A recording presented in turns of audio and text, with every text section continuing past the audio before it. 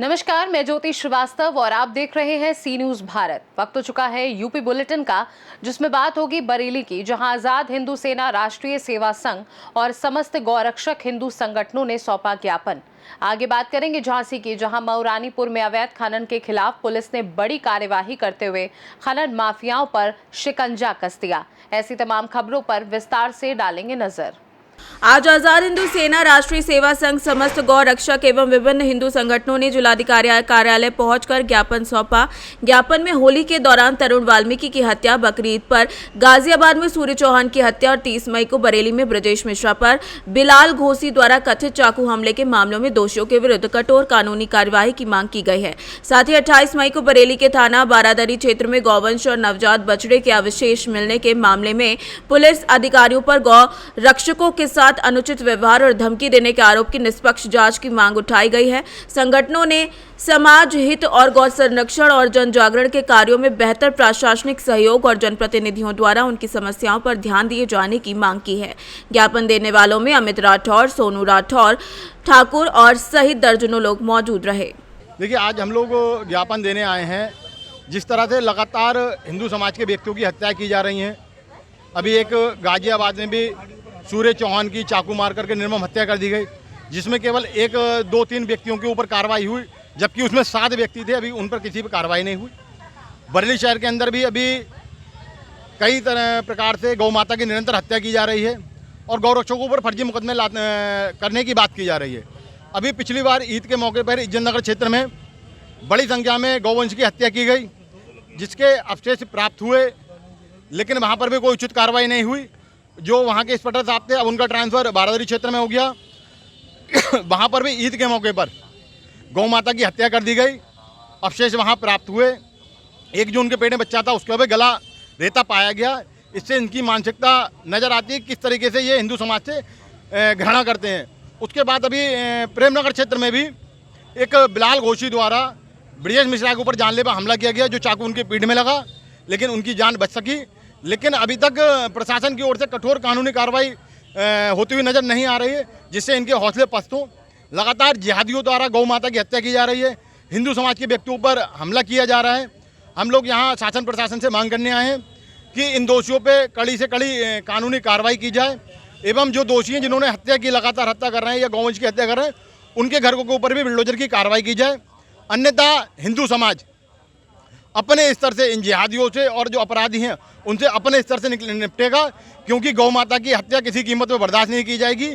और जो गौ रक्षकों पर फर्जी मुकदमे लादने की बात की जा रही है, अगर फर्जी मुकदमे लादे जाएंगे तो हम सब जेल जाने को तैयार हैं, लेकिन गौ माता की हत्या किसी कीमत पर बर्दाश्त नहीं की जाएगी। जय जय श्री राम, जय श्री राम, गौ माता की जय। बारादरी इंस्पेक्टर जो किसी अधिकारी का देखिए, बारादरी इंस्पेक्टर कहना है कि मेरा कोई कुछ नहीं कर सकता, आप कहीं भी शिकायत कीजिए। एक उच्च अधिकारी से मेरे रिश्तेदार हैं, उन्होंने नाम तो उनका नहीं बताया, लेकिन हम ये शासन प्रशासन को बता रहे हैं कि ऐसे व्यक्ति को जो समाज में वैमनस्य फैला रहा है, हिंदू संगठन ये समाजी संगठनों से तालमेल बिठा के नहीं चल रहा है, उनके क्षेत्र में ही गौ हत्याएँ क्यों होती हैं, इसकी जाँच की जाए, उनकी संपत्ति की भी जाँच की जाए। कहीं इनका ऐसा तो नहीं कि उस हत्या में इनका कहीं रोल नज़र आ रहा हो। इसमें तो कहा भी है उन्होंने। और एक वीडियो वायरल हो रही है जिसमें उनकी जो जिस प्रकार से अभद्रता कर रहे हैं वो साफ नजर आ रहा है। बरेली से सी न्यूज संवाददाता BS चंदेल की रिपोर्ट। भारतीय किसान यूनियन टिकैत के उत्तर प्रदेश उत्तराखंड के प्रदेश अध्यक्ष बलजिंदर सिंह मान आज बहेड़ी पहुंचे। इस बीच मीडिया से बातचीत करते हुए उन्होंने बीते 2 रोज पहले बहेड़ी तहसील सभागार में हुई केसर शुगर मिल की जमीन की नीलामी पर सवाल खड़े करते हुए इस मामले को संगठन के अध्यक्ष के सामने रखने और प्रदेश के मुख्यमंत्री तक ले जाने की बात कही है। उन्होंने कहा है कि केसर मिल की जमीन की नीलामी के दौरान 28 करोड़ 5 लाख रुपए अंतिम बोली लगाई गई, जबकि जमीन 100 करोड़ से ज्यादा कीमत की है। उन्होंने आगे कहा कि क्षेत्र के गन्ना किसानों का तकरीबन 160 करोड़ रुपया मिल पर बकाया है। इसके लिए 28 करोड़ रुपए से किसानों का भला होने वाला नहीं है। आइए देखते हैं उन्होंने क्या कुछ कहा। देखिए, भारतीय किसान यूनियन हमेशा किसानों के हक की बात करती है, किसानों की आवाज़ को उठाती है। बहेड़ी में जो केसर चीनी मिल है उसकी अभी प्रॉपर्टी का 2 दिन पहले उसकी नीलामी हुई उसकी बेस कीमत 27 करोड़ रुपए रखी गई और वो बहुत ही कम कीमत उसकी रखी गई, जबकि वो 100 करोड़ से ऊपर ज़्यादा की वो प्रॉपर्टी है। तो जो लोग नीलामी में बैठे, गिने चुने लोगों को प्रशासन के द्वारा नीलामी में बिठाया गया, उन गिने चुने लोगों ने ही उसमें बोली लगाई। प्रशासन से तय हुआ था कि बोली को 10-10 लाख रुपए बढ़ाया जाएगा, 10-10 लाख ना बढ़ा के उसको 1-1 लाख रुपए बढ़ाया गया, जबकि बाहर बहुत सारे जो बिड में हिस्सा लेने के लिए आए थे बाहर से लोग, उनको प्रशासन के द्वारा बाहर ही रोक दिया गया, अंदर उनको जाने ही नहीं दिया गया।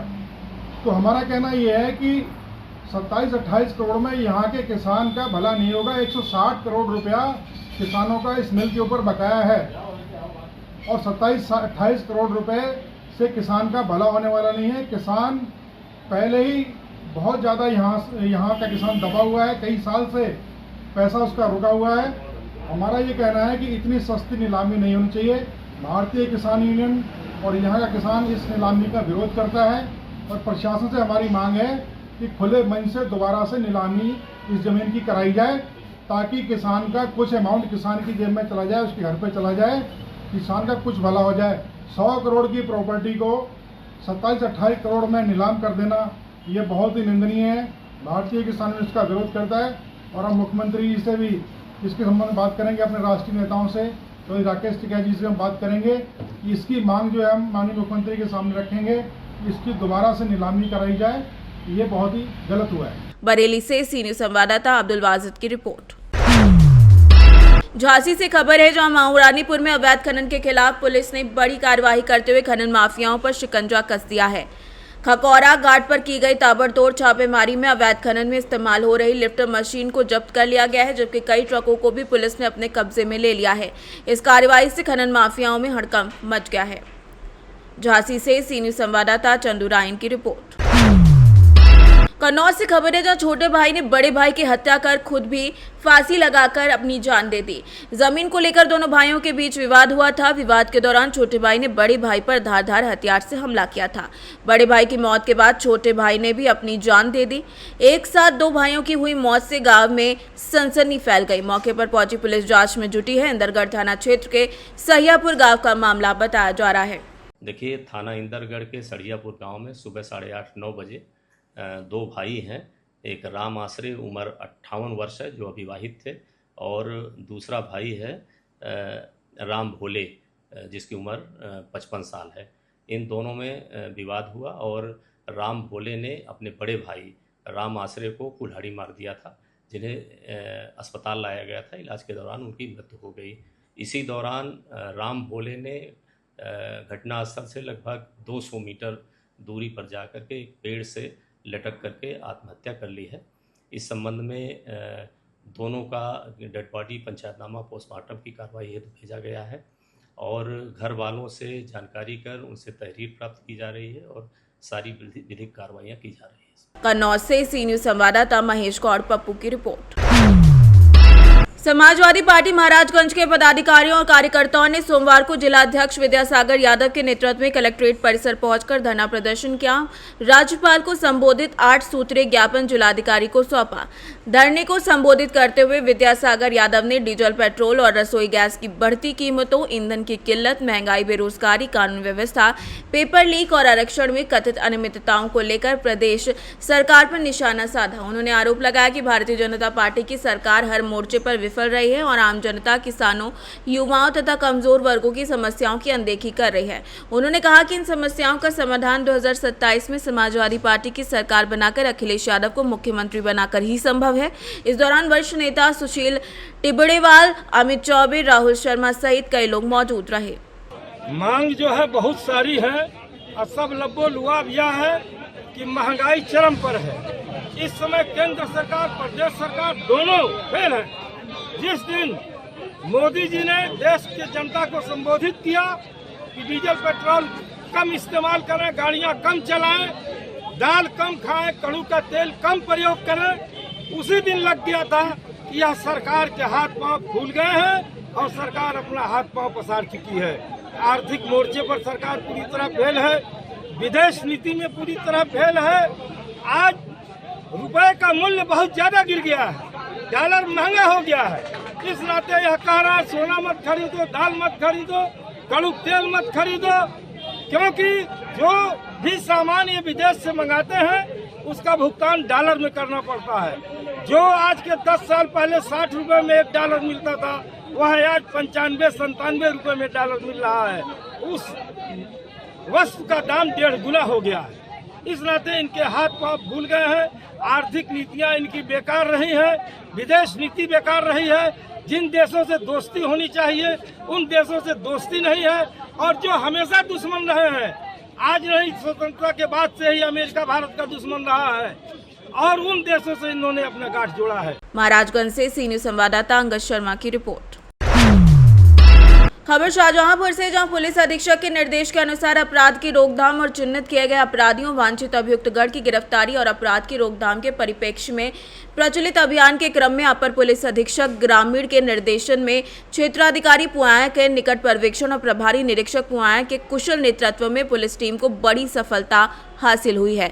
31 मई को वादिनी द्वारा थाना पुआया में दी गई तहरीर के आधार पर अभियुक्त द्वारा वादिनी की भांजी को बहला फुसलाकर संबंध के अभियोग में पंजीकृत एक मुकदमा किया गया था। विवेचना के दौरान संकलित साक्ष्यों के आधार पर इस अभियोग में कई धाराओं में पॉस्को एक्ट दर्ज किया गया है। अभियोग में वांछित बाल अपचारी को मुखबिर की सूचना के आधार पर थाना पुआया टीम द्वारा गिरफ्तार कर लिया गया है। गिरफ्तार करने वाली टीम में उप निरीक्षक संजय कुमार समेत कई लोग शामिल रहे। शाहजहांपुर से सी न्यूज संवाददाता रवि की रिपोर्ट।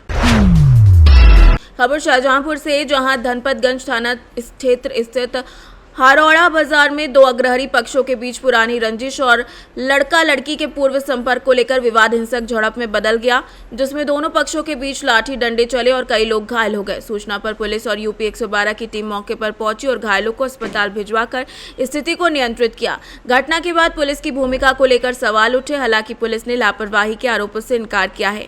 क्षेत्राधिकारी आशुतोष कुमार के अनुसार दोनों पक्षों की तहरीर के आधार पर मामले की जाँच की जा रही है और साक्ष्यों के आधार पर दोषियों के खिलाफ विधिक कार्रवाई की जाएगी।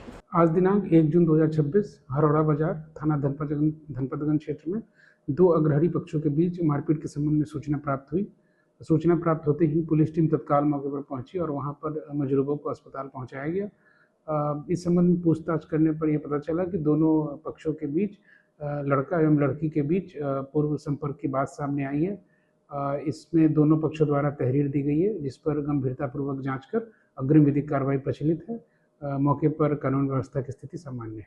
सुल्तानपुर से सी न्यूज संवाददाता दिनेश सिंह अग्निवंशी की रिपोर्ट। खबर उन्नाव से, जहां अजगैन थाना क्षेत्र के ग्राम नवई में शनिवार रात लापता हुई 15 वर्षीय किशोरी का शव रविवार दोपहर खेत में मिलने के बाद पुलिस ने 2 आरोपियों को 24 घंटे में गिरफ्तार कर लिया है। दरअसल सुनील धोबी के खेत में किशोरी का शव मिलने से हड़कंप मचा था। परिजनों के मुताबिक किशोरी शनिवार रात खाना खाने के बाद घर से चली गई थी। परिवार के लोगों ने खोजबीन की कहानी नहीं पता चली, तो जिसके बाद रविवार को मां ने खोजबीन करते हुए खेत की तरफ देखा तो बेटी का शव पड़ा मिला। गले पर निशान और शव के पास दुपट्टा मिलने से दुष्कर्म की आशंका जताई जा रही है। मां की तहरीर पर मुकदमा दर्ज कर लिया गया और एफआईआर दर्ज कर ली गई। एसपी के निर्देश पर थाना अजगैन पुलिस ने ग्राम नवई निवासी विशाल मौर्य 22 वर्ष को, काकोरा निवासी शैलेंद्र उर्फ पग्गल 35 वर्ष को गिरफ्तार किया है। पूछताछ में दोनों ने अपना जुर्म कबूल किया है। आरोपियों ने बताया कि मृतका के शोर मचाने पर डरकर उन्होंने गला दबाकर मौत के घाट उतार दिया। पुलिस ने शव को पोस्टमार्टम के लिए भेजकर फॉरेंसिक टीम ने मौके से लगभग 2 घंटे साक्ष्य जुटाए। दोनों आरोपियों को न्यायालय में पेश कर जेल भेज दिया गया है। उन्नाव से सी न्यूज संवाददाता पंकज राजपूत की रिपोर्ट। यूपी बुलेटिन में फिलहाल के लिए इतना ही। देश और दुनिया की बाकी खबरों को जानने के लिए आप देखते रहिए सी न्यूज भारत।